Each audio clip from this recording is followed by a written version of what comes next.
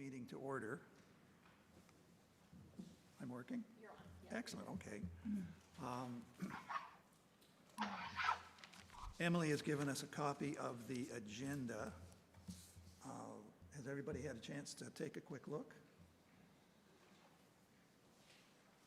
Are there any comments on the agenda? Meeting to order. Or could we have a motion to adopt the agenda as presented? Ron, seconder? Emily has given us a copy of the all in favor? Agenda. Carried. On Zoom? Everybody had a chance to take a for or against? Can Zoom hear me? No. I don't think Zoom can hear me. Joan and Ann, can you hear Bill? Oh, you're both on mute.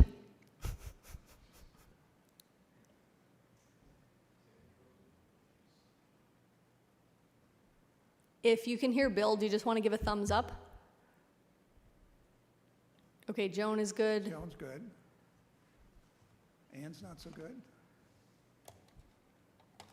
I will, hold on. I'll just send her a chat.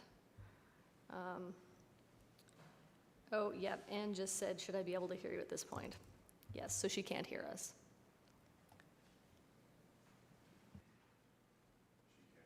No.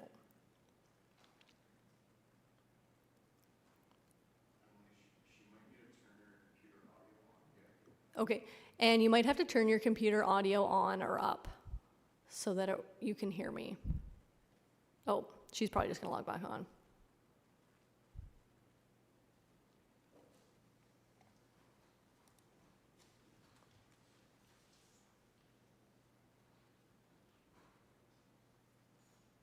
Well, it doesn't have to be perfect.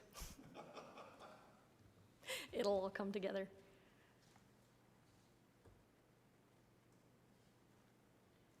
Well, all right. I think we passed the motion to approve the agenda as presented.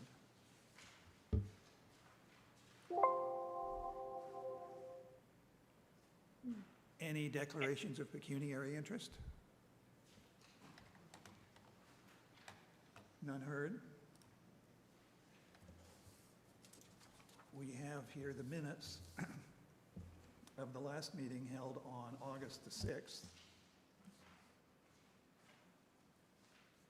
Does anyone have any comments, additions, deletions from the draft minutes as presented?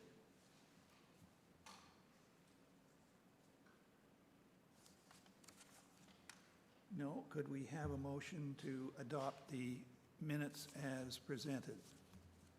Rob, seconder. Okay, thank you, Dorothy. All in favor? Carried.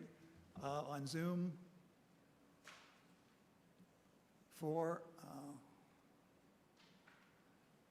Up, okay. Can everybody hear us now? Yeah. Okay. Carried. Do we have a deputation? Yeah, so Janice is here on the deputation. I'll get her. Hi, Janice. We're at your deputation now. So I'm going to pull the plans up on the screen so people can see them. And also you should have it in your agenda package or after your agenda as well. So the plans are in that gigantic package of paper. But you'll be able to see them on the screen too.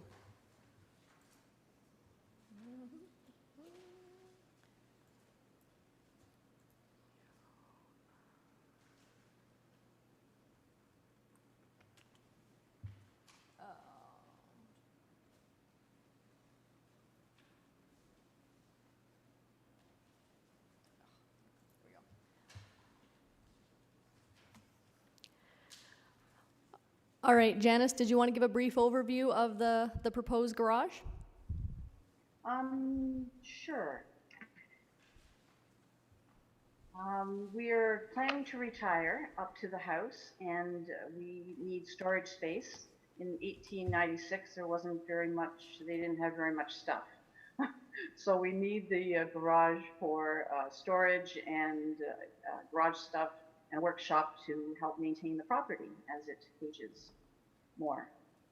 So it's a very simple 20 by 29 garage. I'm not sure what you're seeing there as far as page by page.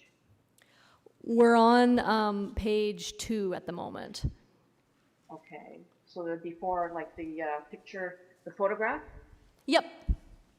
Okay, so that's the way the driveway looks, and I kind of superimposed with the program that I have to scale, I hope, the look of the garage right at the end of the driveway where you drive in beside the house off of 45 Monk Road. Okay, if you want to, if you want to tell me what picture to show on the screen, then I can do that. Well, we can go page by page. It doesn't Okay. matter, you know, if you have time, you know. The next is the site plan, so it shows the setbacks and everything. And I kind of went by, this is what the building inspector needs for the building permit, so it's kind of a precursor to that official building permit application. So everything here is as the building permit will be. It's 85 feet from Monk Road setback. It's over 20 feet from the north property line. It's 25 feet from the house setback, you know, so it doesn't detract from the designated property. And the survey is the next one. It was done in 2005, but that's the shape of the lot. And I might mention that bit of a building that's overhanging the property line. I don't think they measured very well back in the day. So I'm overhanging my neighbor's property line, but that's where the house is. So compared to the size of the lot, you can tell that that's, you know, where the house is, and the garage will be like a third of the way down the lot. Okay, the next one is just the foundation plan. Do you need the technical kind of things? Do you want me to go into how it's going to be built, like from the ground up or from the sub-ground up? If you want to give kind of a brief overview, that'd be helpful. Okay, I just have the concrete guy there, and he's going to pour the slab and the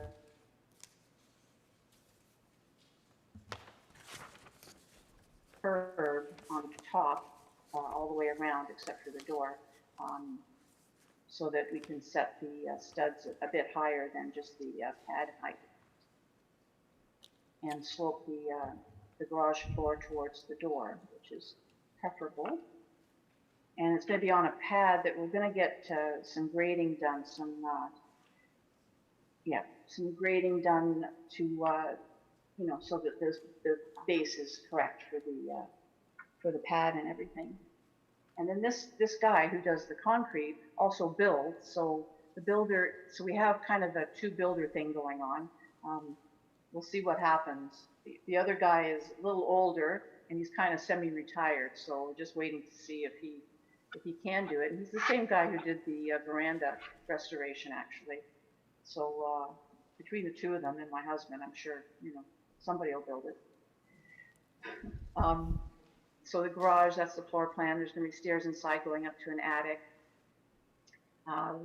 It's one door, one-man door, and a window above where the workbench is going to be.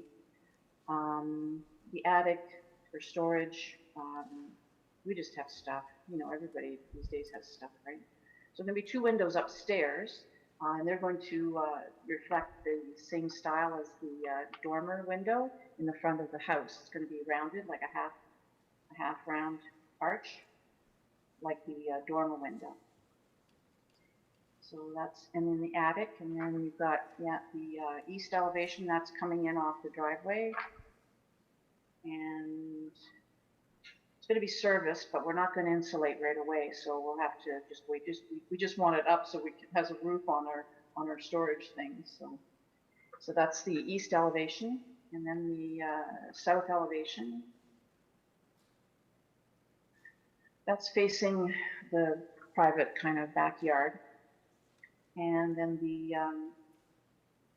west elevation, it's a short wall again, right? It's kind of boring. and the north elevation. And then the section, the cross section, is the last one, and that kind of shows most of everything. I'll put more detail into it when I actually submit it for a building permit, or I'm sure they'll send it back to me if it's not right. So that's basically it. If you need more background, my family's owned the house for over 100 years. I've owned it since 2005.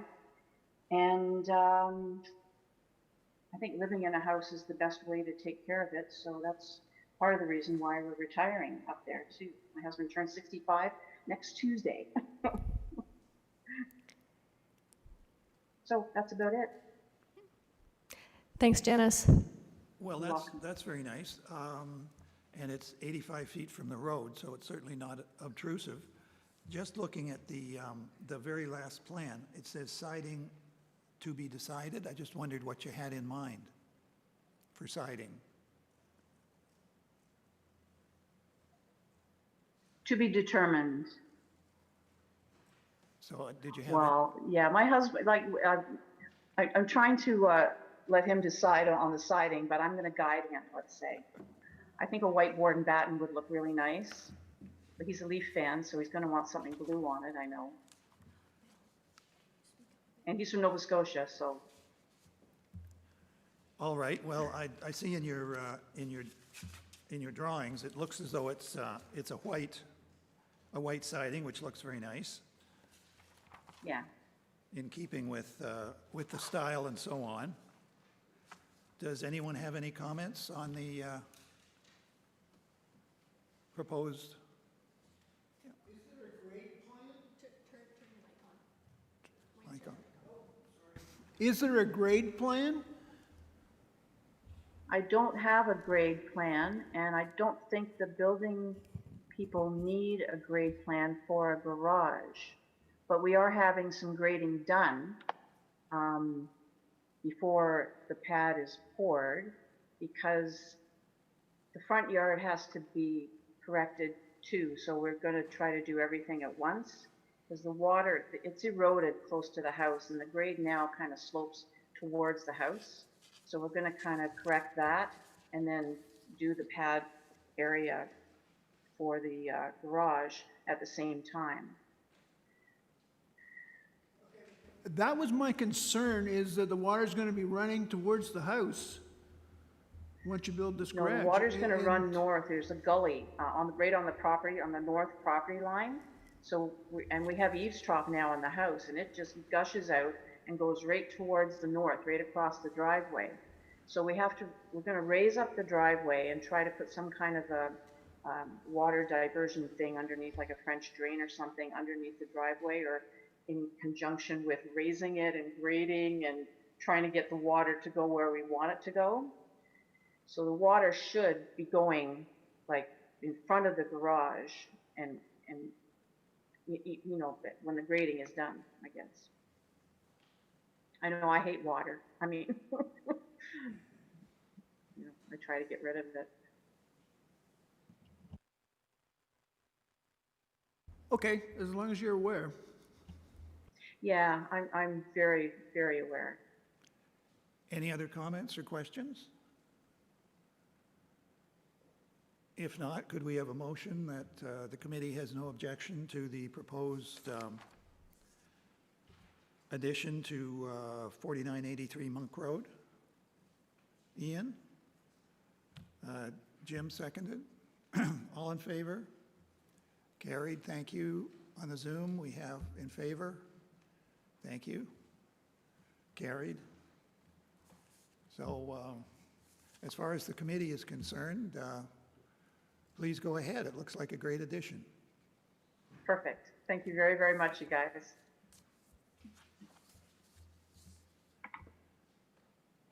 Now we move to the reports. Emily, will you take us through the reports? The first one is 37 Adelaide Street West. Yeah, okay, so this report, and I'm just going to pull it up on the screen here so you can see it. This is for 37 Adelaide Street. This is the site plan for it. There's a couple files here that we'll have a quick look at. So this is a proposed apartment building that's close to a designated property. And the Heritage Committee commented on this back in March or April, I believe. It says in the report. In March. So the committee commented this back on March. And this is the second site plan submission. So planning has asked for the committee if they have any additional comments to provide them now. They haven't really made a huge addition or huge changes on the aesthetic front, mostly to kind of engineering and vegetation. So the committee's comments from last time were that the committee is generally supportive of the application and the look of the building. Aesthetically, the exterior finishes are appropriate and fit with other buildings in the surrounding area, although there is scope for additional details at the top of the building that would increase its aesthetic value. The committee is satisfied that the development will not have a significant impact on the nearby designated property, which is 23 Adelaide Street North. And the committee would like to see an interpretive plaque or similar integrated into the design, either inside or out, to commemorate the history of the site as Fountain Park and part of the former Lindsay Fairgrounds.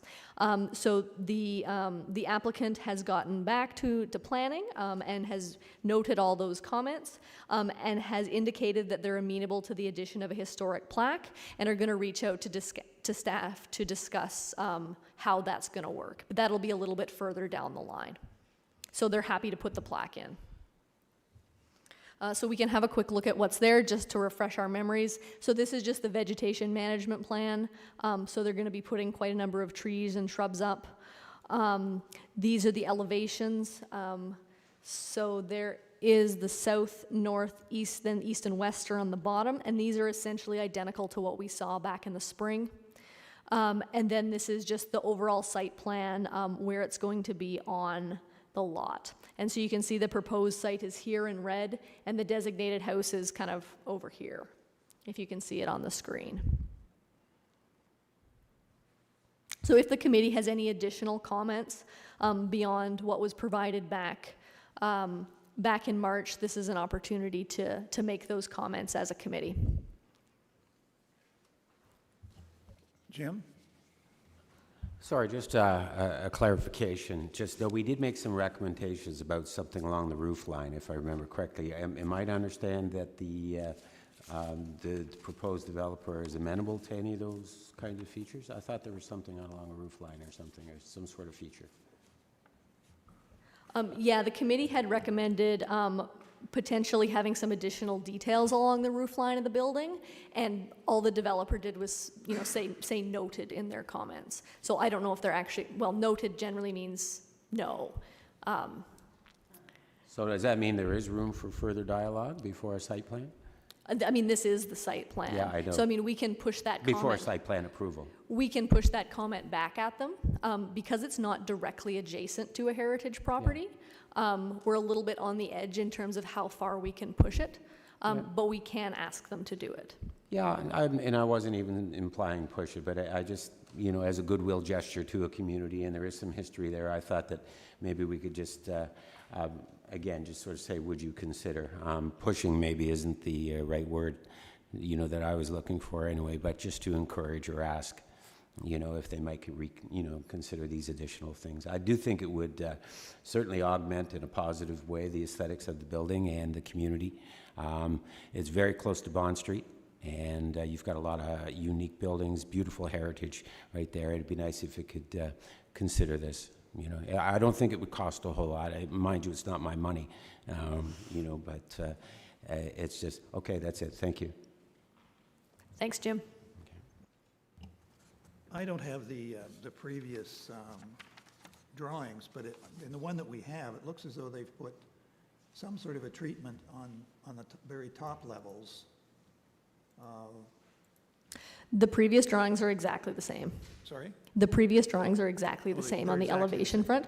The changes that they've made have been with regard to things like engineering.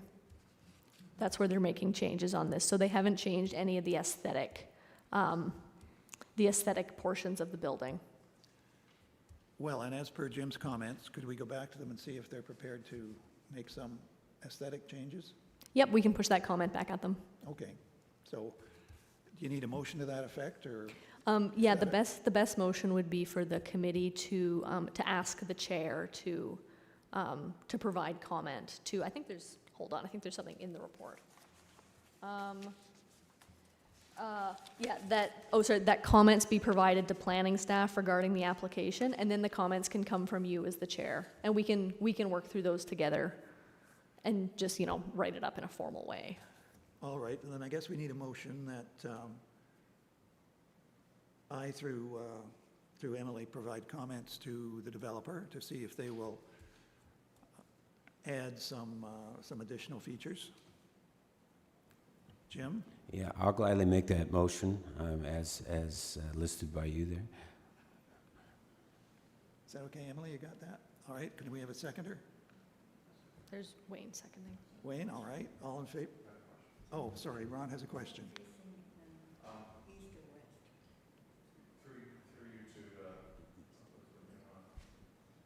Facing Bowen. I think your mic is still off. Yeah, I don't see your light on.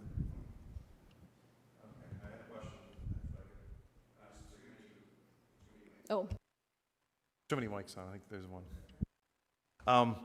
So this is right in formerly Fountain Park at the former Lindsay Exhibition Grounds. The fountain is actually still there if you drive by, and I think the last I drove by, and a couple of years ago, I just drove in and I looked at it, and the actual fountain is still there with the granite stone around it. Would that plaque be right where the fountain is? Like that's where it was, and it's the only part of that property that hasn't been taken apart or disassembled. Would the developer look at that particular spot where the fountain is right now as where they could put the plaque, or because it's still there? yeah, we can absolutely ask for that. So what the developer's comments were, like their reply comment, was that they would reach out to staff to discuss the design and placement of the plaque. So when the developer reaches out, I can bring it back to the committee, we can figure out what should go on it and where it should go and tell them. I think that's probably the best way to do it. Jim? Sorry, were you done? Okay. Is there clear intent to preserve the fountain? I haven't had a chance to refresh myself through this whole document here, so. If we're requesting that they consider placing the plaque on the fountain, is there intent to actually keep the fountain there intact and as it is? I don't know, but we can add that to your comments. It's easy to add something to that effect, to say that the committee would like to see the fountain preserved as the spot for the plaque. That's really relevant and ties in very, very closely what Ron is saying, and I agree completely. I think it's an excellent idea. I'd overlooked that. So.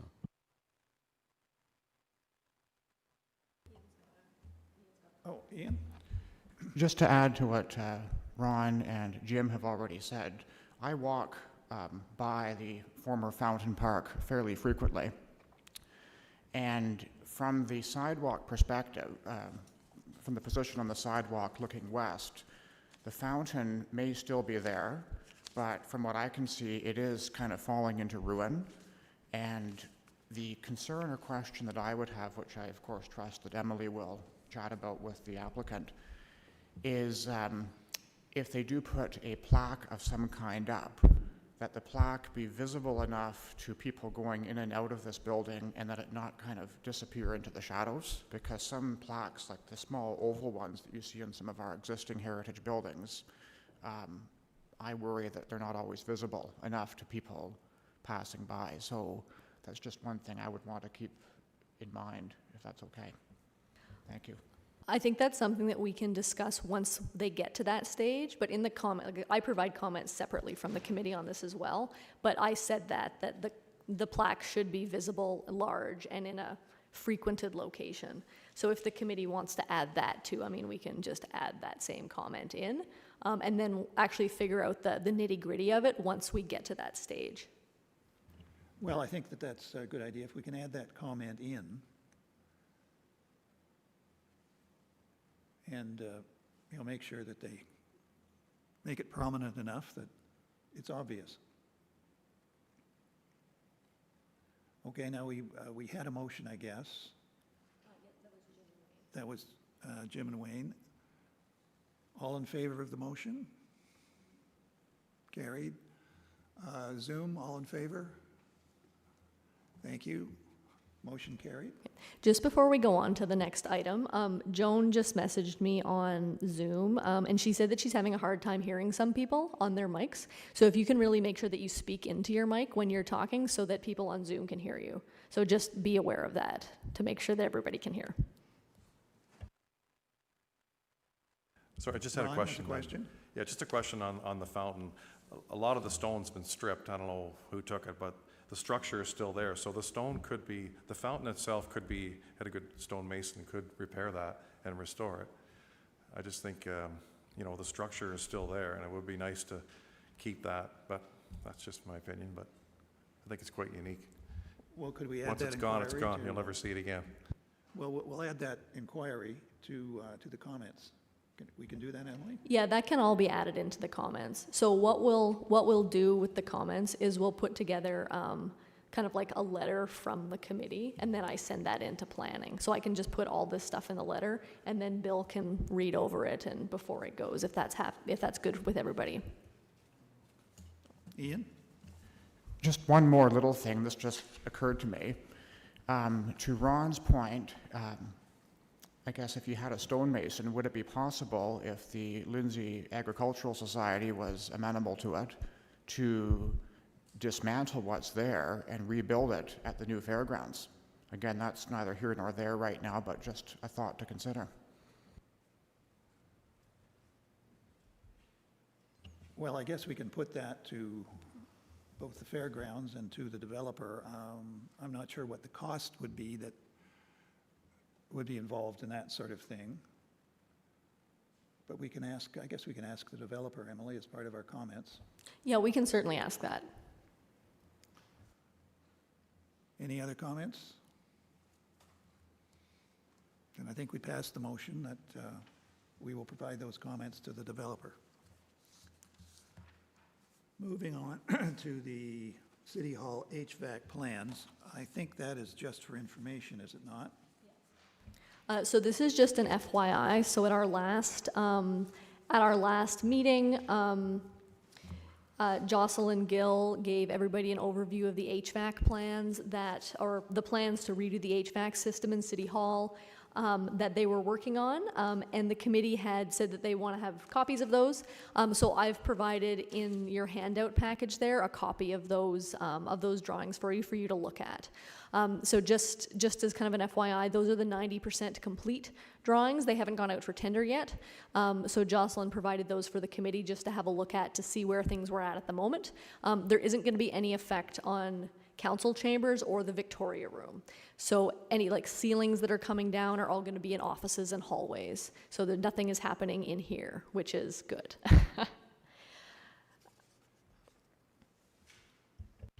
Any questions or comments? Thank you. Move on to... You've got to have a motion to receive it. Do you want a motion to receive it? Yeah. All right, could we have a motion to receive the report, please? Ian, seconder. Rob, all in favor? Carried. At Zoom? In favor? Thank you. Motion carried. Next item is the report on Heritage Bylaw amendments. According to what Emily's told me, some of the descriptions that were part of bylaws passed some time ago were inaccurate, and these amendments are to amend the bylaws to provide an accurate description of the property covered by the bylaw. Is that a fair comment? Yeah, so in 2018, when a number of bylaw amendments were, well, a whole bunch of bylaw amendments were done, and we talked about this at our last meeting. So when Deborah and Brittany updated all those bylaws back in 2018, there were a number of bylaws that were tossed back at us from the land registry office because the legal descriptions of the properties were wrong. So in order to correct those, we have to go back into the bylaw and pass a bylaw amendment to correct the legal description for the properties. And the address for one of the properties, 13 Lindsay Street, which is the RWH construction building in Fenland Falls, the actual address for that building was incorrect. I don't know why that is the case, but in order to register the bylaws, we have to correct the legal descriptions and the addresses, and bylaw amendments have to be passed. It's a bit of a administrative muck-up, but that's what happened. So it's really just, we're just correcting something that should have been done in the past. There's just a process that has to be followed in order to do it. It's not just, we can't just go in and fix it, unfortunately. We have to actually pass a bylaw amendment. Okay. So could we have a motion that the proposed bylaw amendments be forwarded to council for adoption? Rob, seconder? Wayne, thank you. All in favor? Carried. On Zoom? Sorry, I keep forgetting to ask Zoom. Carried, thank you.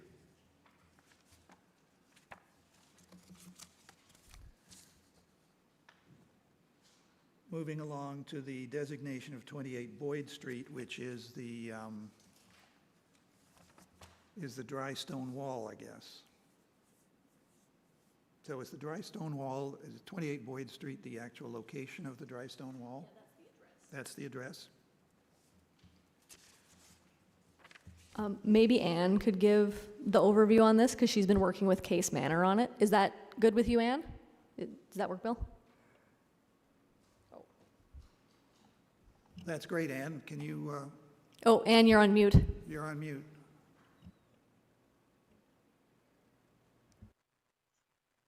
There we go. Can you hear me now? Yep, thanks. Okay. Just as an update, what we've talked about with this wall before, we came to it through the Environmental Action. Bob Cajun approached Case Manor to see what we could do to help to restore the wall. We've been working with them for the last couple of years, trying to put a plan in place. They initially had a quote of roughly $200,000 to repair the wall and $15,000 to take it down. So they were looking at possibly taking it down. Environmental Action stepped in to see what they could do to help them. Did find somebody to repair the wall who's well known across Canada for about $60,000. So that is the plan to restore this wall. However, in order to do some fundraising, part of the problem that we were having is people want assurances that the wall isn't going to be going anywhere once it's repaired. Case Manor does want to repair the wall, but it's a huge cost. So part of the process that we need to do is to have the wall protected. It's a 130-year-old wall. The Boyd family is very well known, and Bob Cajun is one of the settlement founders for the village. Mosen Boyd, one of his sons, WTC Boyd, actually built the Case Manor building. It was known as Edgewood, and the fence that went with it. Belcher, a well-known architect, was involved in building the home, and him, as well as his son, in helping to design the wall.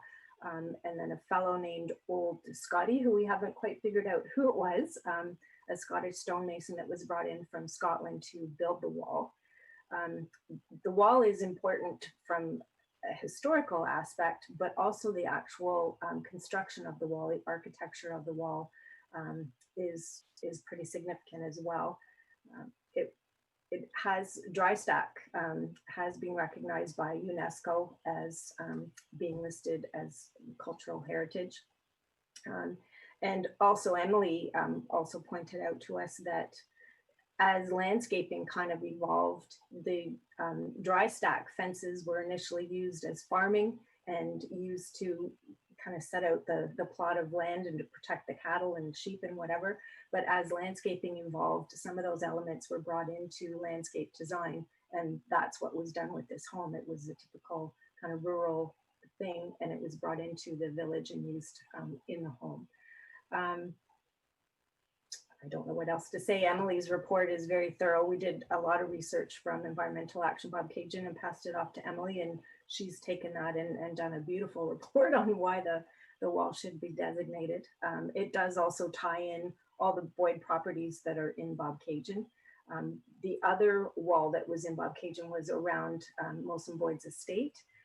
It was not protected and it gradually just disappeared over time. This wall is not beyond repair.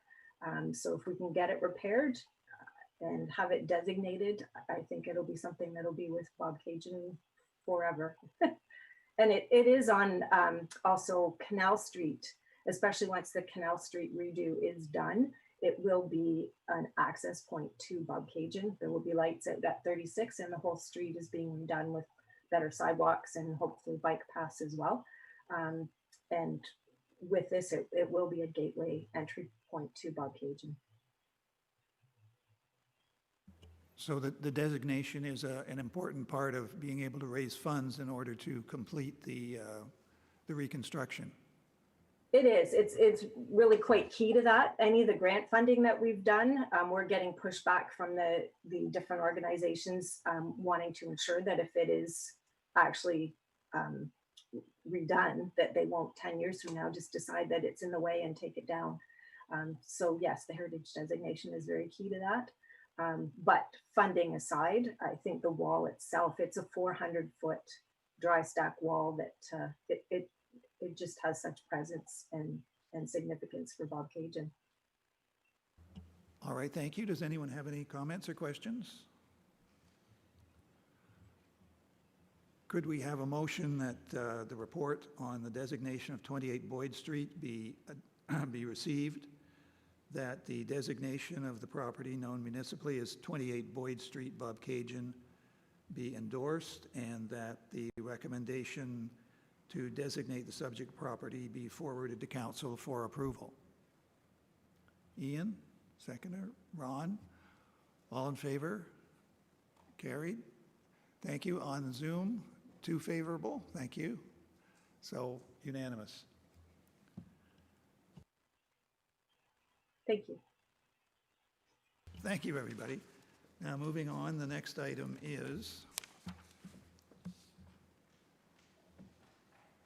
the update on the Old Mill Heritage Conservation District. There's quite an extensive report on that I think everyone can read at their leisure. Did you want like some high-level updates? Yeah, if you could just take us over. Sure, yeah. quickly. So I'll just run you through kind of where the Conservation District study is at the moment. So back in June, Council endorsed starting the Conservation District study in the Old Mill area, which is great. So we got that going this summer. So in terms of current progress, the study is really in its early stages. We've set up some community engagement with help from Ryan. So yeah, thank you, Ryan, since he's doing the videos.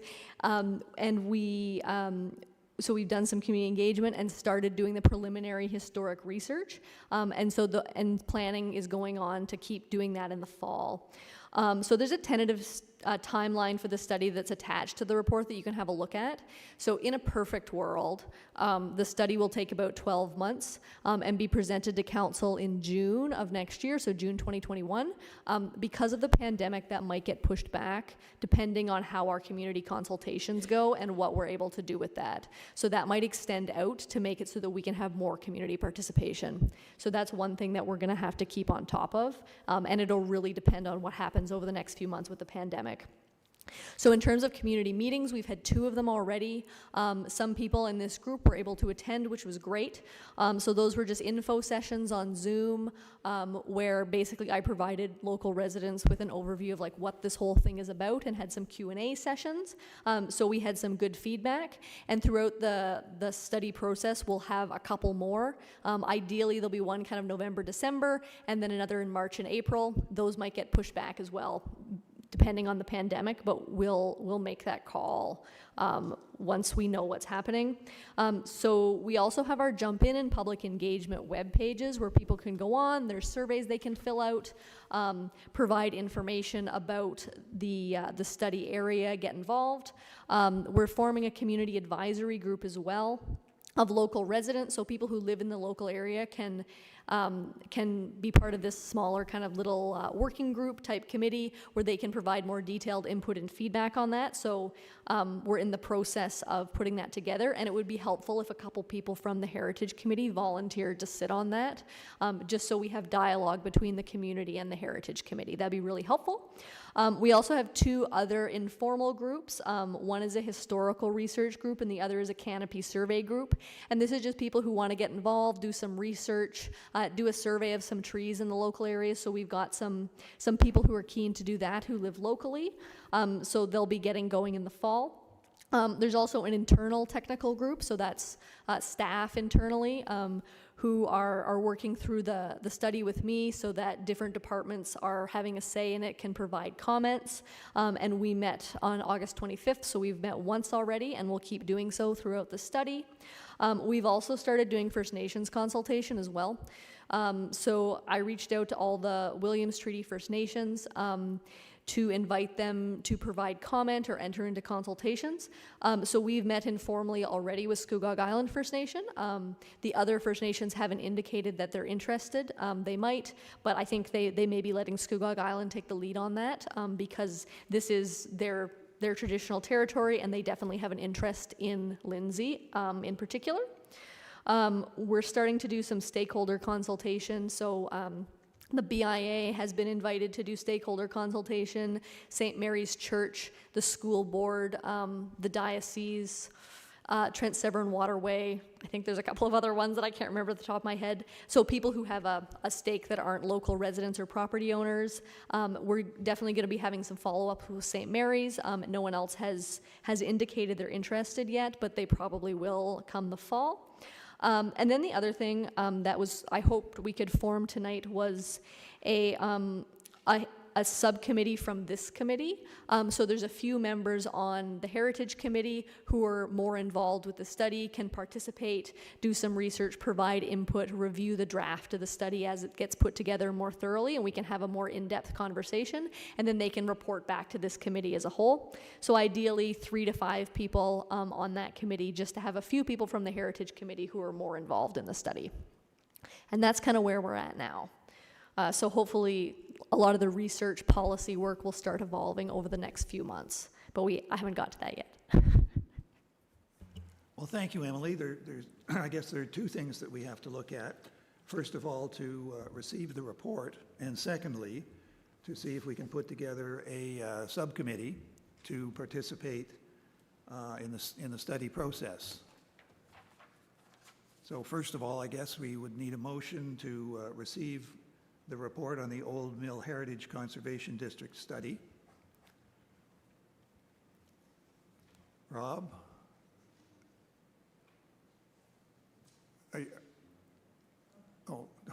Dorothy seconds, okay.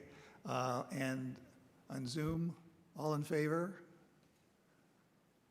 All in favor in the room? Thank you, unanimous. Now, I guess what we're looking for is ideally 3 to 5 volunteers to participate in the subcommittee. Do we have any volunteers? Ian has his hand up. Anyone else? I think Athol may have been interested. I feel like I might be voluntolding him here right now, but I think Athol is interested in being on it. But we can talk to him afterwards if he does actually want to do it. Well, that's the penalty for not being in the room. He did actually say at the last meeting that he wanted to. Okay, well, tentatively, Athol, and I'll volunteer to go on the committee subcommittee if no one else is interested. Can I ask a question? Just what's the expected frequency of the meetings for this group? For the subcommittee, we'll probably meet a couple times in the fall, couple times in the spring, maybe 3 or 4 times over the next little while. Once the study draft starts to put together, it'll be a lot of reading the draft and providing comment. That's one of the big things that will be with the group, which will be probably the draft will start in February, tentatively, maybe March. Okay, sure.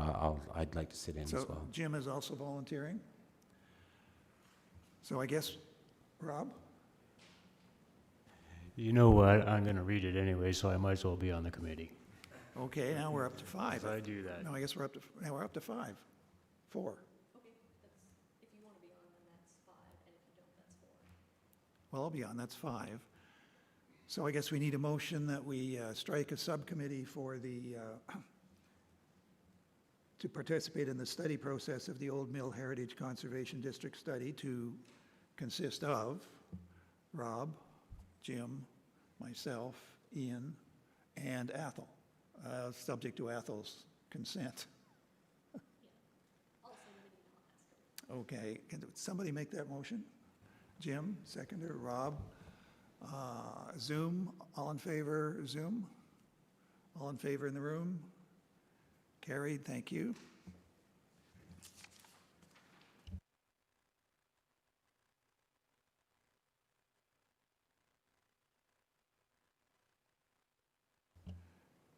The next item is an overview of the Heritage Conservation District permitting process, and maybe Emily can just take us through that very quickly.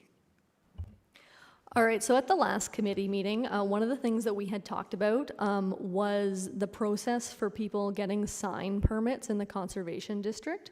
So the committee was interested in having a report on how that worked. So what I've done is I put together a report actually about the heritage conservation permitting process in general, because it's the same for signs as it is for if you're doing something else in the district. So this is kind of the general overview, and signs are kind of a subset of that. So just how it all works is the authority is delegated to staff to review and provide approval to permits.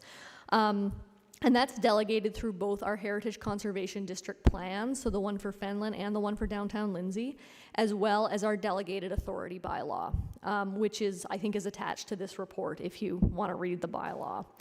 And basically it delegates the authority to approve any kind of minor change. So that's anything from sign permits to if somebody wants to replace their windows. So it runs kind of the wide gamut of things that doesn't involve demolition, new construction, or redevelopment, or anything with a planning application.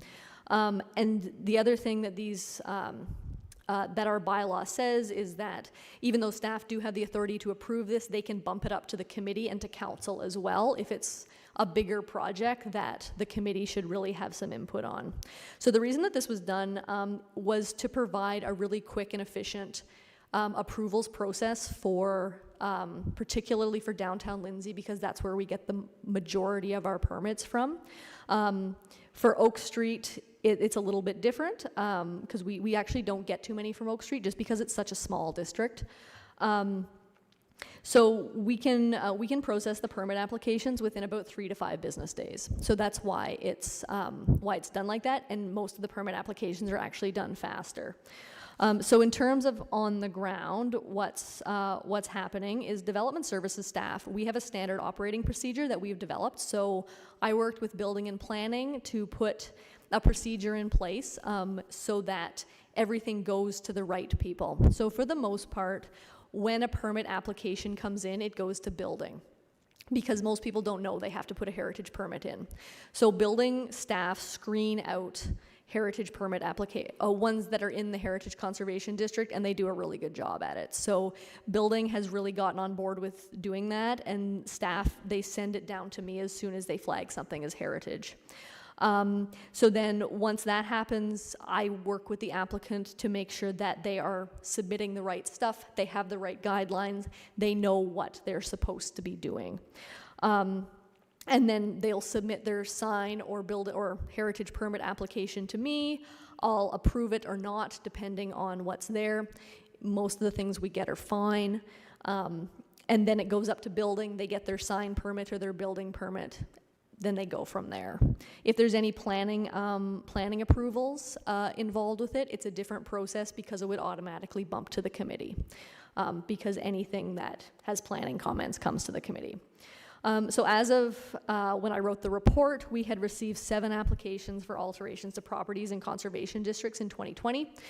This is fewer than I would have anticipated, but I think everything is down because of the pandemic. Pretty much nothing happened from March until, well, a couple weeks ago, and we started getting inquiries about it again. So I didn't get any permit applications through the spring and most of the summer. All the applications were for signs in downtown Lindsay. And the majority of them conformed with both the sign bylaw and the guidelines associated with the conservation district plan on the first submission. Only one of them didn't comply with the guidelines. I bumped it back to them. They fixed it up and sent it back to me, and then it was approved. It was a good process, and it was done quite quickly. So that worked well. There'll probably be 3 or 4 more permits this year, just from some inquiries that I've received. I think there'll be a couple sign permits and then a couple permits for other things. There's going to be something coming forward for one of the properties on Oak Street. That's some minor changes there. And apart from that, it'll probably be mostly things in downtown Lindsay. However, in future, especially if we designate the Old Mill District, I anticipate that we'll get a lot more permit applications, particularly because there are a lot of properties in that Old Mill area, and because it's residential properties, people generally have more permit applications for residential properties than they do for commercial ones because people are making changes to their homes. That's been my experience in the past. It may not pan out that way, but that's often how it goes. Yeah, so just in the report, there's different processes in place for properties designated individually under Part 4. So we had the one in Kinmount tonight, so that's what happens. It comes to the committee, you review it, and the committee provides a recommendation for approval on that. And there's significantly fewer of those kinds of applications in general because there's significantly fewer individually designated properties. So the decision-making processes, those are guided by the conservation district plans, the city's sign bylaw, and then also the standards and guidelines for the conservation of historic places in Canada, which this committee reviewed in the winter. Generally, these alterations are minimal in intervention, preserve and enhance important heritage attributes, so that's what we're pushing for.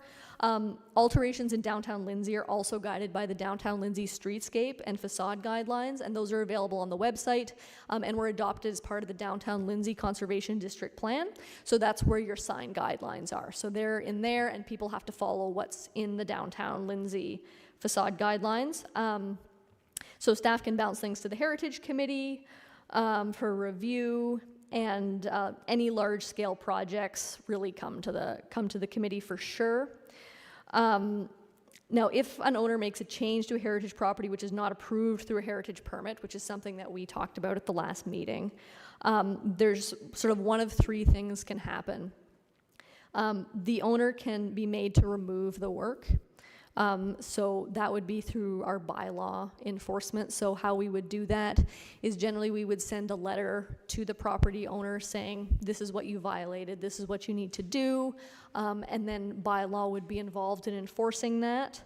The next thing would be the city can remove the work at the owner's expense, which is something that we really never ever want to do because it's a massive hassle. Or the owner can be charged under the Ontario Heritage Act. So you can be charged up to $1 million for making a alteration to a heritage property. Generally speaking, people are charged $1 million if they demolish the building without a permit. That's the only way that you would be charged that much money. Generally speaking, other municipalities, it's a few $1,000s for minor stuff. The preferred first step would be dialogue with the owner, so sending that letter saying, just an FYI, you didn't get a permit for this, let's work through it. That's the best way to go about it because it's less confrontational and we don't have to go to court. But yes, it can escalate if necessary. Generally other municipalities only escalate for things that are really major because they try and deal with stuff that's minor through dialogue as opposed to litigation. It's a better option. Thank you, Emily. Any questions? Jim? Yeah, I have a particular interest in the signage bylaw because I did speak to it actually way back when, and right here it was consolidated November 8th, 2016, and I actually did present on that day. I thought that the wording at that time was maybe not as detailed as it could have been.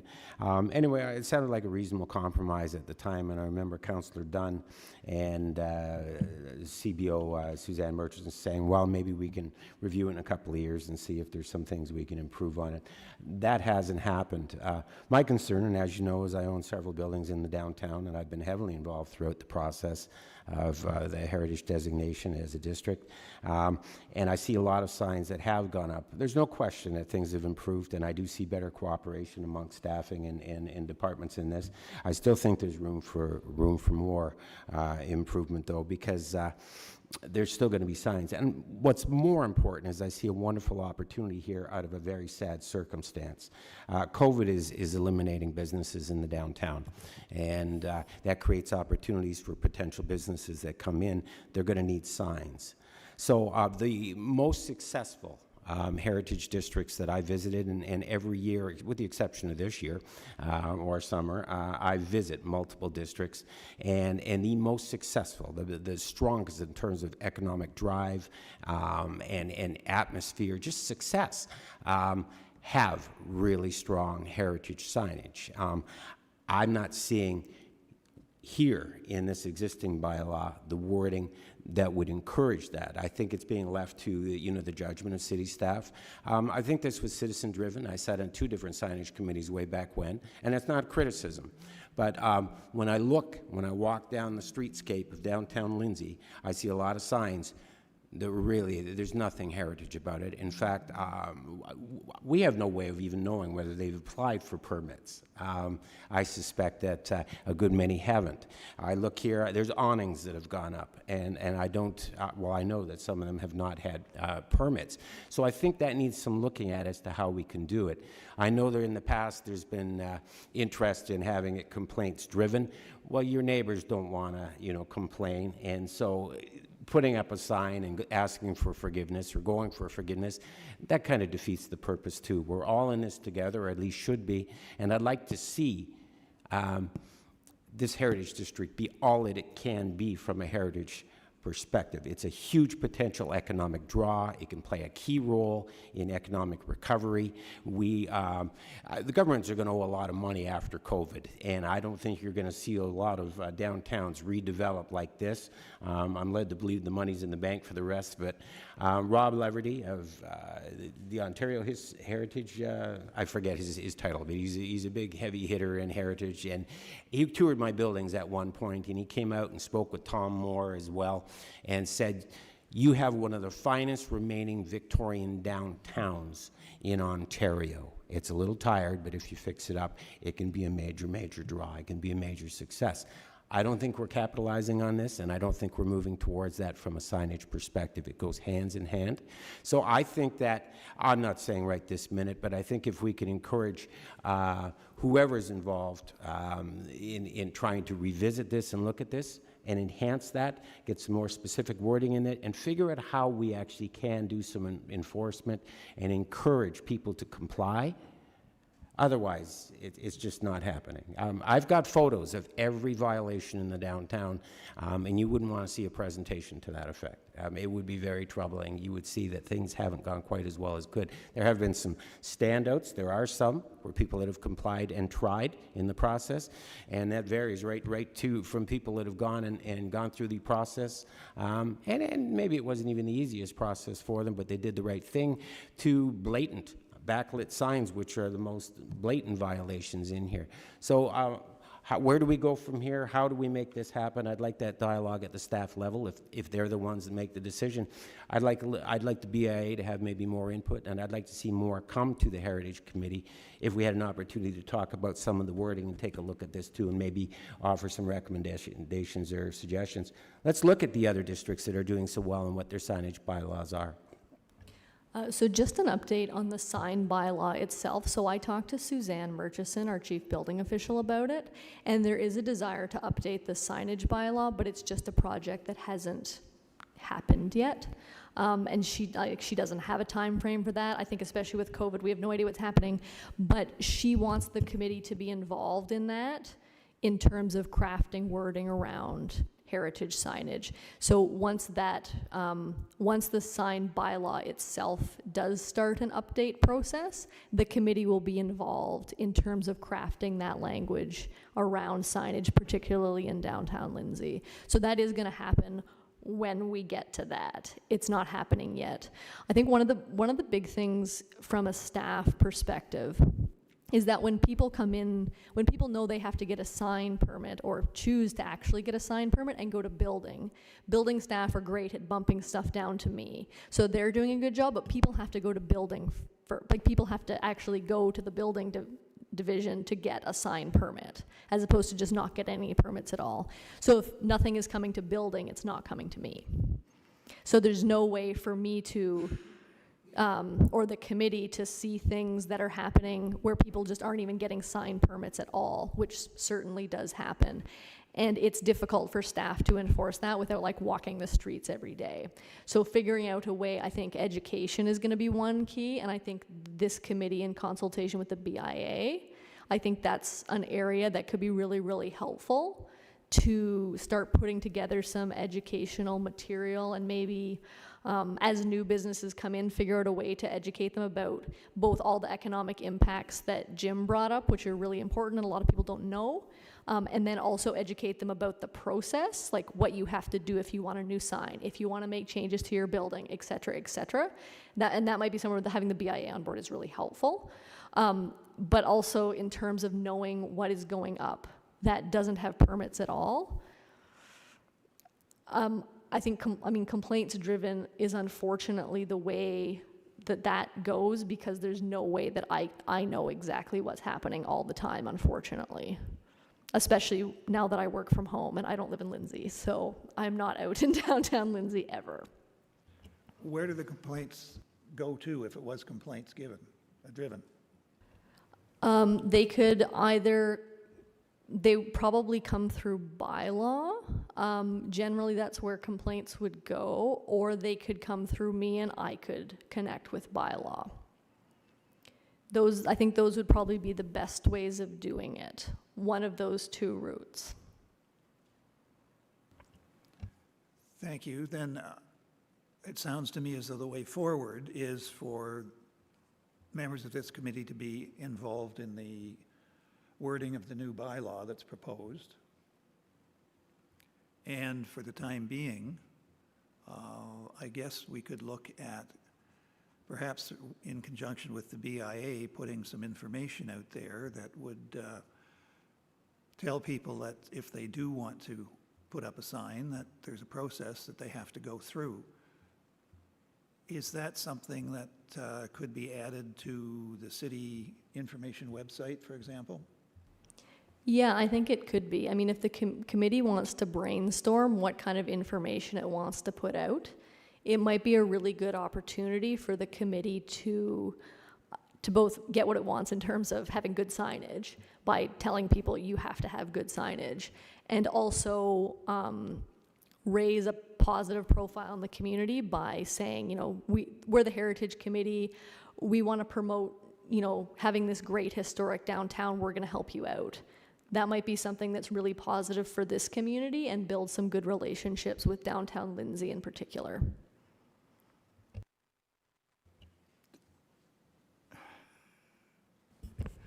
Would there be a way that we could have a presentation here so that we all know exactly what the signage should be, and we can spread the word to people that we might run into?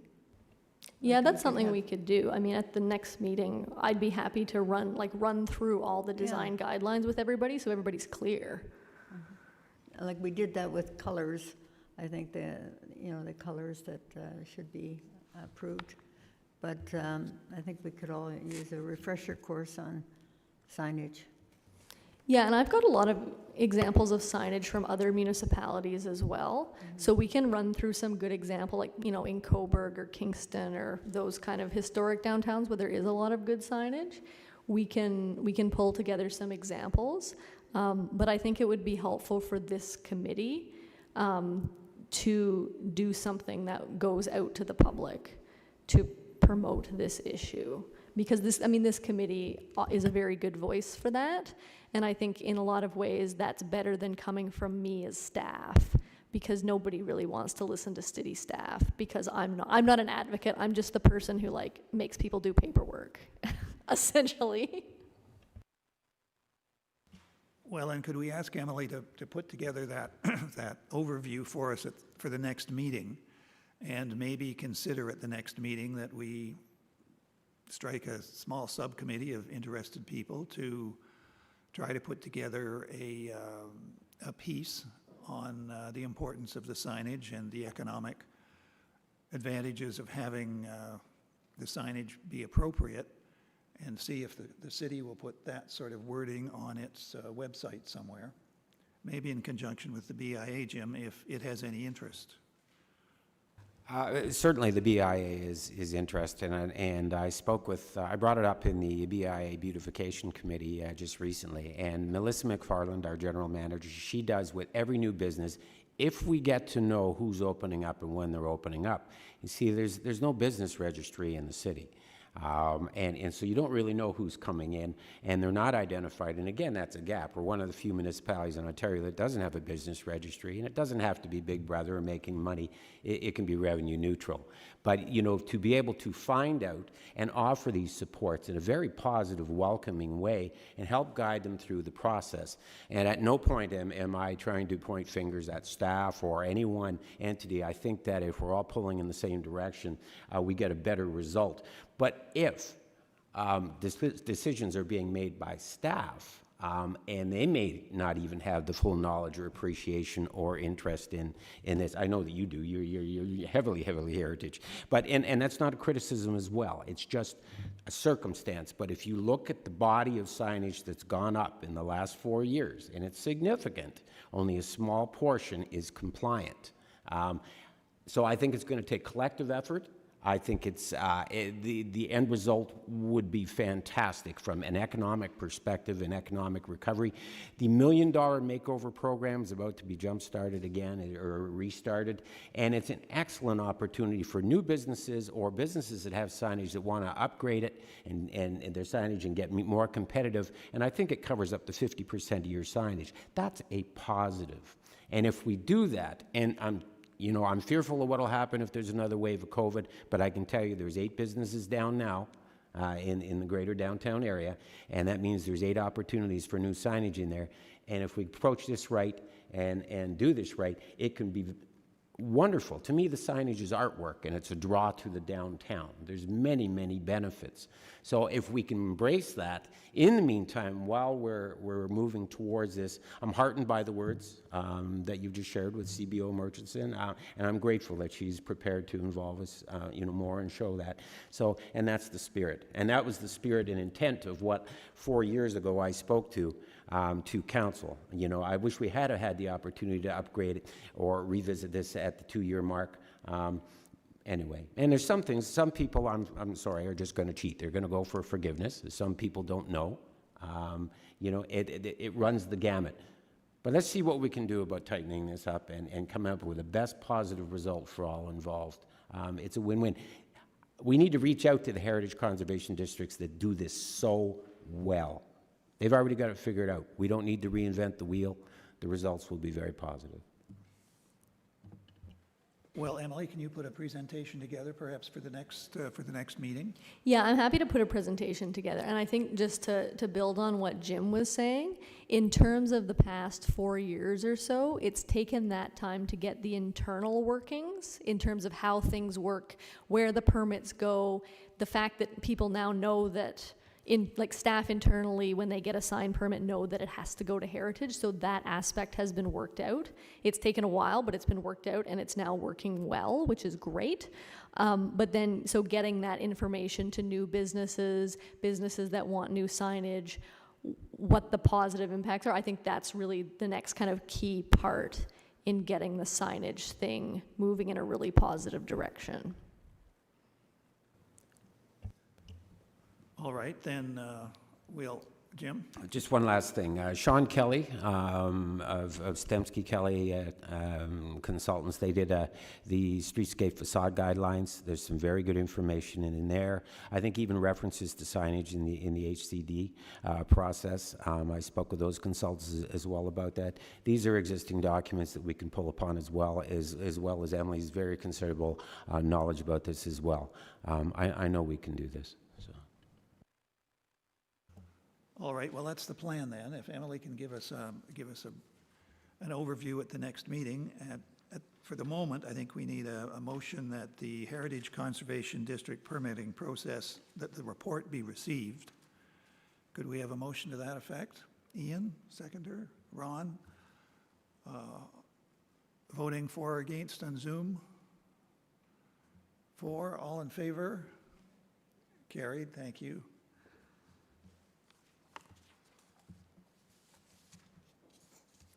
And I guess just have in the back of your mind for the next meeting, when we do revisit this, that we might want to be trying to strike a subcommittee to deal with the BIA and try to put together some positive direction that we can get out there to the public and to the business owners. I would, oh, sorry. Go ahead, Wayne. Am I to understand that Suzanne Murchison's the person who has to drive this? No, not at all. So that's in terms of the sign, so the overall sign bylaw for the whole city. Yes. That's something that the building division, which Suzanne runs, is hoping to do at some point. So that doesn't just involve heritage signs. That is everything from the advertising signs on country roads all the way to Canadian Tire signs and stuff. So it's a big project of which the heritage section would be part. So that project is hopefully going to happen at some point to revamp our existing sign bylaw. So that'll be run from the building division. And when it comes to looking at signage in heritage districts, this committee will be involved to provide wording and comments to make sure that there's appropriate heritage wording in there, because our building staff, as good as they are, don't do heritage. It's not their thing. So that's where this committee comes in to do that. But I mean, that project isn't happening yet. It's something that the city's hoping to do in future. And hopefully it will happen because our sign bylaw is out of date. But it's sort of sitting on ice at the moment. I guess that's my question, the chicken or the egg? I mean, it's the same thing. Who's going to move first? It has to be the building division because it's their project.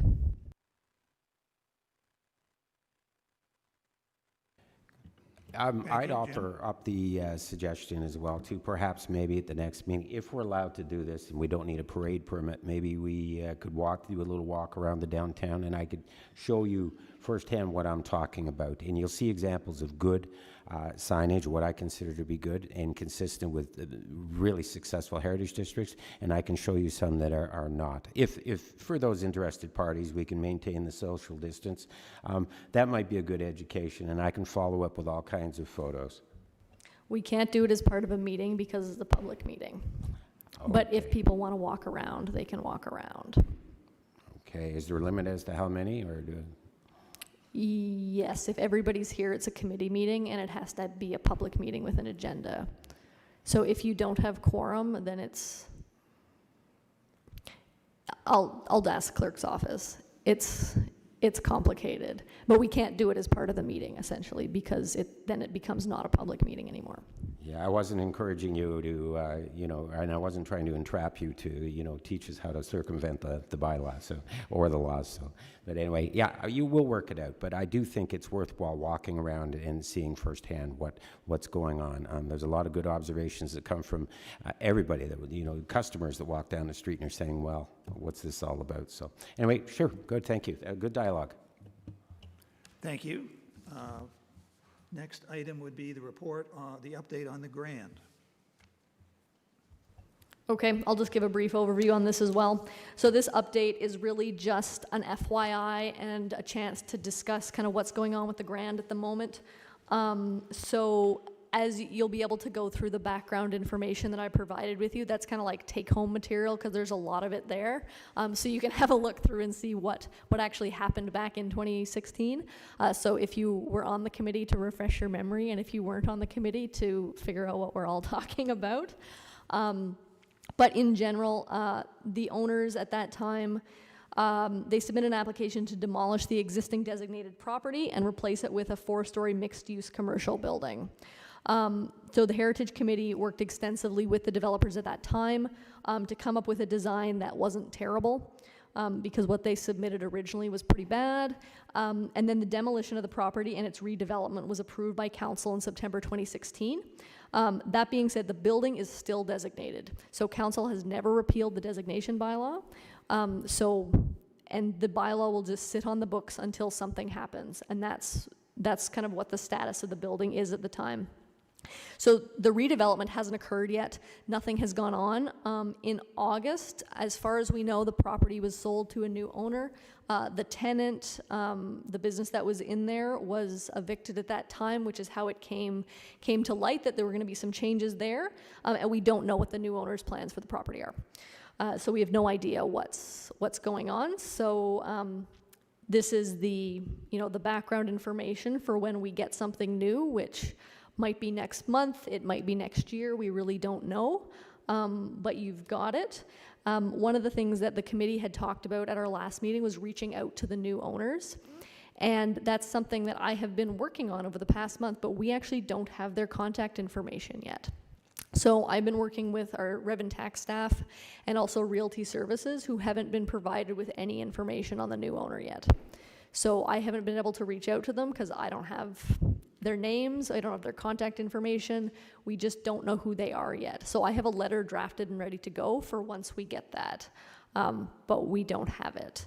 So that's kind of unfortunate because I was going to, my intention was to kind of gently remind them that it was a designated property and also to invite them to this committee to sort of to meet everybody and for you guys to tell them how wonderful the heritage property was. Well, in terms of contact, there must be a new owner if it's changed hands, so that would be in the registry office records, I guess. And if that doesn't lead very far down the path, if they have a lawyer, they must have had a lawyer. If we can find out who that is, I think maybe reaching out to the lawyer and pointing out that it is a heritage property and there's questions about the ultimate use might bear some fruit. Jim? They would have an awareness because the designation would be on title, so definitely the lawyer would know. That's my impression anyway. Once we go through this, I mean, are you allowed to reach out if you were to know who these individuals are, or would that be seen as provocative? I would have to get the information from an official source. I mean, I can send out a notice. That's perfectly acceptable. Like when people buy heritage properties, I actually send them a letter, just as general practice, saying, you own a heritage building, just FYI. That's something that I've been doing since I started, because there's been a few sales. I try and keep on top of them. So yeah, like that's kind of standard practice for people to do when heritage properties are sold in other municipalities as well. So yeah, I can reach out to them, but I would have to get their information from our staff, basically, so from Rev and Tax. And they don't have it. And I know that our Rev and Tax staff reached out to MPAC as well, just to see if it was on their records, and it's not yet. So we don't know who they are. Could it be obtained from a title search or something like that? Or again, would that be something that you could use?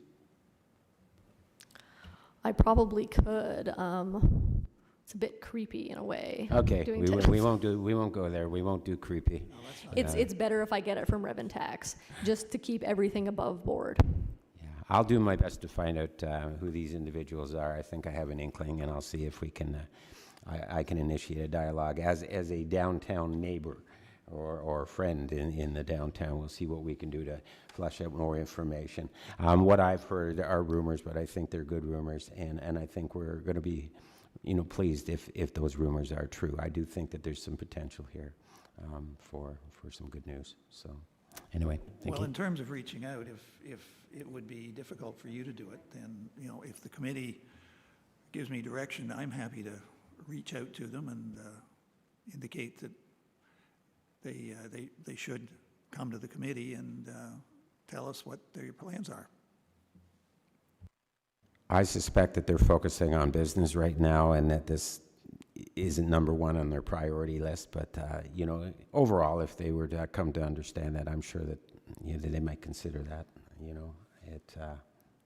Anyway, we'll see how this unfolds, but I really think it's important to, you know, hook up with these people as soon as we can, once we find out how and who they are. Thank you. Yeah, having them come to the committee is going to be important, so we know, so they know who we are, you know who they are, and possibly getting a glimpse of what they want to do, and start building that dialogue between everybody. Thank you. I think we need a motion that the report update on the Grand be received. Ian, seconder, Ron, or is there a question? Ron has a question? Just a comment and a question to, through you, Mr. Chair, to Emily. Last couple weeks ago, I just happened to pull over, and not that I'm looking for work to do, but I just noticed that on the front of the building, the plaque was taken off, and that was the former town of Lindsay put this beautiful new plaque on the front of the building, so it was taken off very recently, and I mentioned that to a few people on the committee, and then people thought I should really report that, so I did report it to the police, and they got back to me today, and they said that they spoke to the former tenant, and the tenant said that this building was delisted 2 years ago. So I just wanted to confirm or deny that this building is still historically listed, because just want to set that aside. I want a clarification if I could, please. And I know you said it, but it has not been delisted, right? That's right. So the building is still designated. The bylaw is in place until council decides otherwise.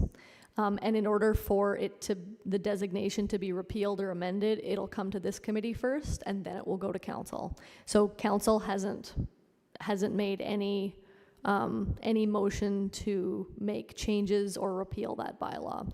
So it's designated until council says it's not.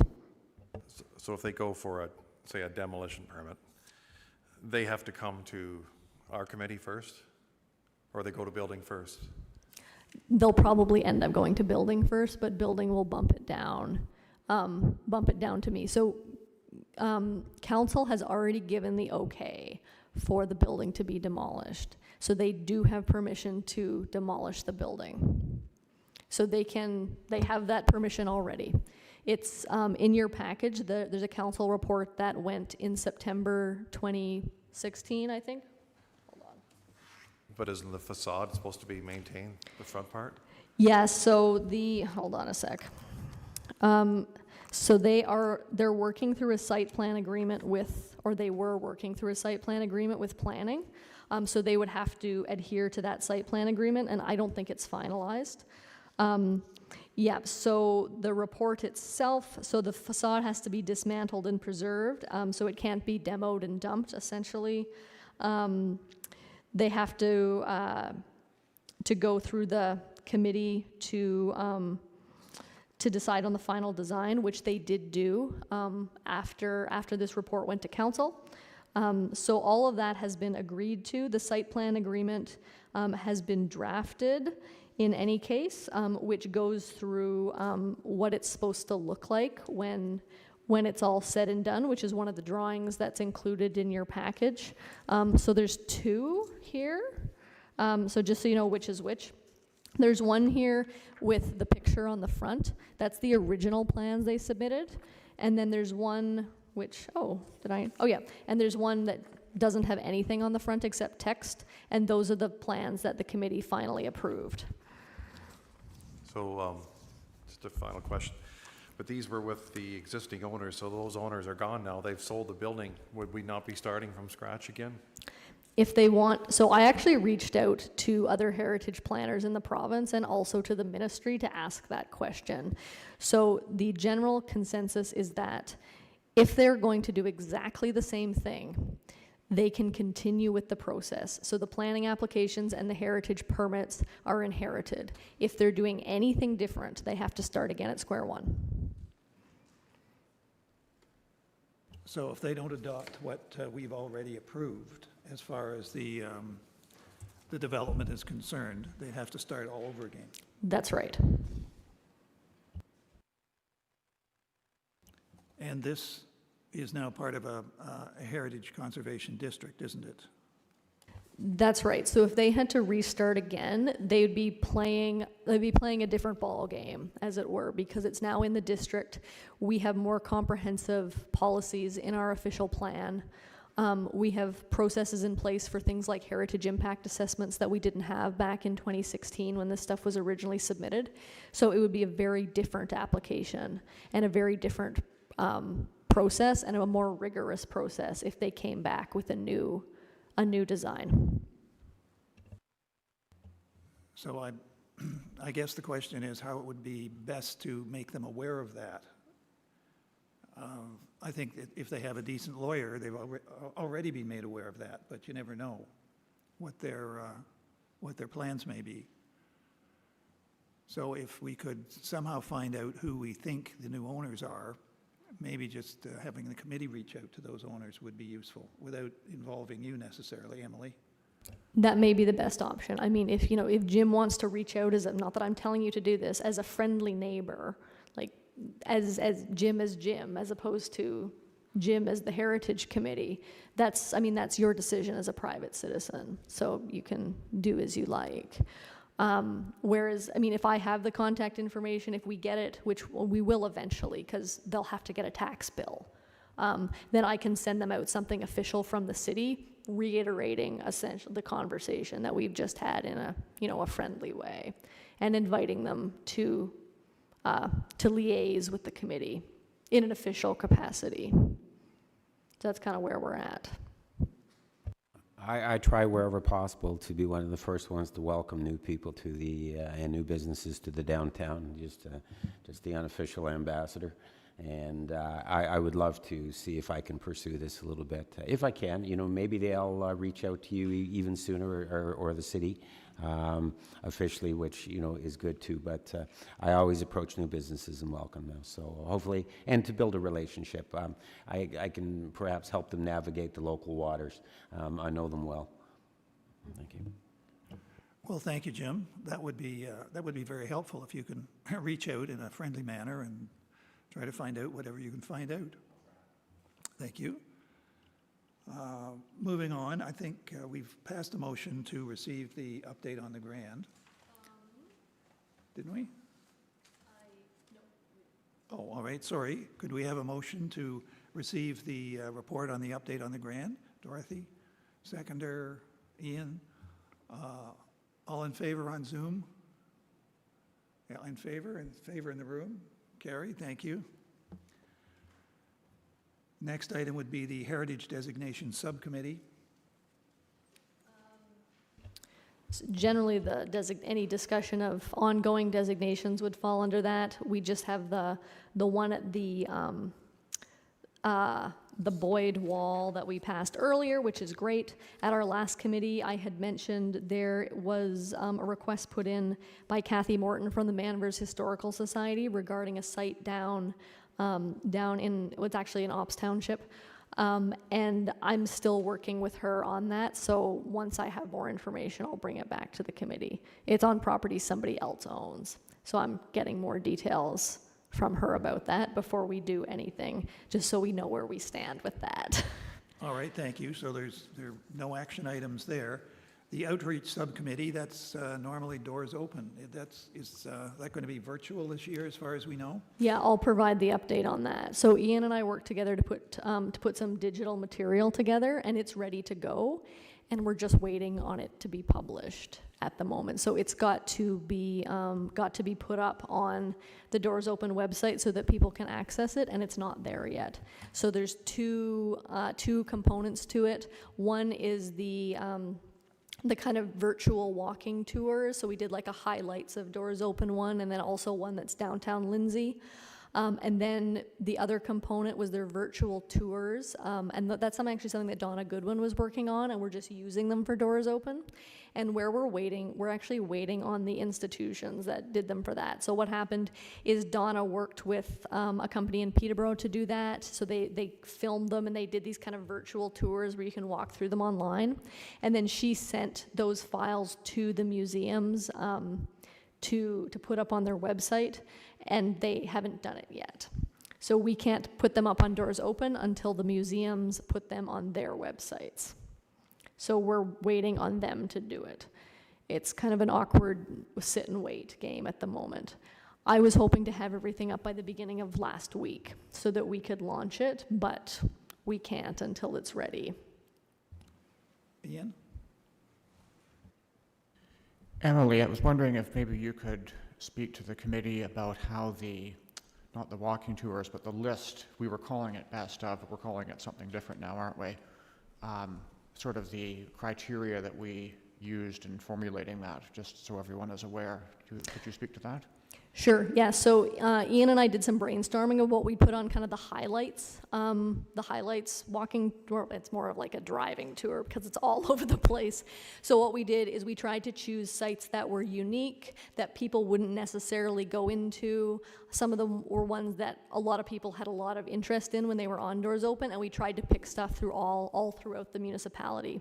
So there, what do we do? There's stuff like the Pontypool grain elevator is on there, like the Kinmount train station, the Lindsay Fire Hall. There's 24 sites that we pulled off of past Doors Open list, and it's not best of, it's just kind of like highlights. I'm sure we could go on and on about what the best of and what everybody's favorites are for a long time, but we just picked some that we thought were representative of different areas in the municipality, so we've kind of got stuff all over the place. So it's not just everything's in Lindsay.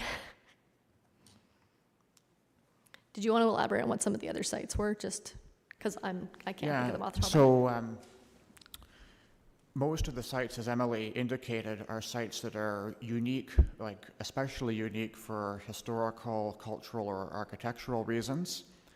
So it's not simply like a long list of historic houses, nor is it a long list of historic churches. There are 3 places of worship on there. Ballyduff Presbyterian Church was selected primarily because of its age. The Sturgeon Point Union Church was selected primarily because of its unique architecture. And the Anglican Church in Bobcaygeon was selected primarily because we needed to fill out the Bobcaygeon selections. With the exception, I think, of the museums that are on the second component of it, on this highlights of Doors Open list, there are no museums listed. And primarily that is because museums are generally open to the public, either on a seasonal basis or year-round, and it was felt that this highlights should be places that are not normally open to the public as per the Doors Open Ontario mandate. Plus the museums are getting their own virtual tours anyways, so they have a bonus package with that, so they don't get to go on the other one. Okay, thank you. Does anyone have any questions? Nope. Moving on to correspondence. Is there any correspondence, Emily? The only correspondence there was the Community Heritage Ontario newsletter, the other one, the Ontario Historical Society newsletter, and I had scanned that and sent it out to everybody, so you should have gotten your emails, so that we didn't have to pass around a paper copy and all cough on it and get COVID. So you'll get digital copies of those, and I've requested any of our correspondence that we get digitally so that we're not passing around paper copies of stuff. And in that one, just to note, there was a nice little write-up about the Manvers Historical Society that you might have seen. So that was a nice little local article. Thank you. New or other business? Jim? Just a follow-up in I guess the previous meeting, Zoom meeting, I had promised that I would follow up over the courtyard and the potential graves in the courtyard. I did manage to make contact with my friend, and he was the last superintendent of the old jail, and he's pretty convinced that there's bodies there. And he has said that he would be willing to meet with city officials and other pertinent people involved, and do his best to pinpoint exactly where they are. I guess historically the Ministry of Corrections, federal, had gone down and used ground penetrating radar editing, and he's pretty much convinced there's still human remains down in there, and an old pair of boots. So, through you, Emily, I guess, should we open up communication, or do you want me to talk to the folks that came to see us at the last meeting? How do you want me to proceed with this? I can connect you with them directly and just say that it came up at the meeting today. We talked about it, you'd made contact, and so that I'm just, connecting you through email. That might be the best thing to do. It came up in a heritage meeting, so I just wanted to make sure that you were informed and tracking this, and may have an interest in actually seeing what's unfolding in there. It is a city-owned building. Yeah, why don't I set up kind of like a connecting email, just so that it's all, above board, Well, yeah, I just guess. figure out whether it's the two individuals I should be talking to that came to see us. Yeah. But I certainly want you in on the dialogue if I could. And if you Yep. don't mind, I'd like to stay involved. My friend is retired now, and there's some health issues there within his family and whatnot, but he wants to help out. Yeah, I'll make those connections so that we can all move forward on it. Yeah, and we're willing to move on this as quickly as possible. I know that we don't want to delay them on their plans or what they're doing too, but this is I guess a significant kind of finding or realization. I do believe he's correct. I'm absolutely convinced those bodies are in that courtyard. So, okay, on that. Oh, I have one other item if I could. I just, there's been some rumors about potential interest in a development along, I guess, Lindsay Street, there on the edge of the HCD. Is there anything from a developer coming forward, or have we heard anything about this? There's rumors abounding right now amongst the businesses downtown. Nothing's come forward as far as I know. Okay. If it did, I would get circulated on it by planning, since Okay. it's in that study area, and I haven't seen anything coming forward. Usually stuff like that shows up in our pre-consultation process, so I know if it's coming ahead of time, and then once it comes, like they actually submit something, it'll all be looped in on, but I haven't gotten anything on that, so it might just be in the works, and they haven't submitted anything yet, so we don't know about it. Okay, good to know. Thank you. Thank you, Jim. Any other questions? All right, moving on to the next item of business, which would be the next meeting.